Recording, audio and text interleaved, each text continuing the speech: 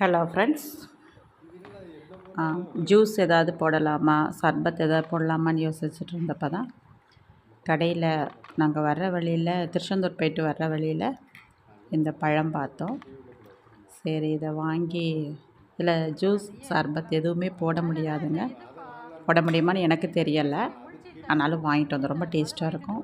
இது வந்து கேரளா ஃபேமஸ்ன்னு சொல்லலாம், இங்கேயும் நிறைய இருக்குது. இது வந்து நாங்கள் கொல்லாம்பழம்னு சொல்லுவோம். முந்திரி இருக்கு இல்லையா, கேஷ்யூ நட்டை, அதில் மேலே இருக்கக்கூடிய பழம்தான் கொல்லாம்பழம் அப்படிம்போம். ஒவ்வொரு ஊர்லேயும் ஒவ்வொரு நேம் சொல்லுவாங்க. உங்கள் ஊரில் என்ன நேம் சொல்கிறீங்களோ கமெண்டில் சொல்லுங்கள். இந்த பழத்தை வாங்கிட்டு வந்து நல்லா வெட்டி இதில் ஜூஸ்லாம் போடலாமா போட முடியுமான்னு எனக்கு தெரியலை. கொஞ்சம் துவர்ப்பாக இருக்கும், ஒரு மாதிரி நாக்கெலாம் சுறுசுறுன்னு பிடிக்கும். இருந்தாலும் அந்த டேஸ்ட் ரொம்ப பிடிக்கும் எனக்கெலாம்.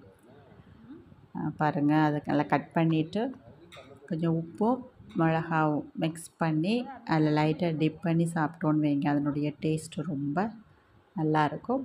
இது எல்லோ கலர்லேயும் இருக்கும், ரெட் கலர், 2 கலரில் இந்த பழம் இருக்கும். நல்லாயிருக்கும், ரொம்ப துவர்ப்பு இருக்கும், நாக்கெல்லாம் சுறுசுறுன்னு பிடிக்கும்.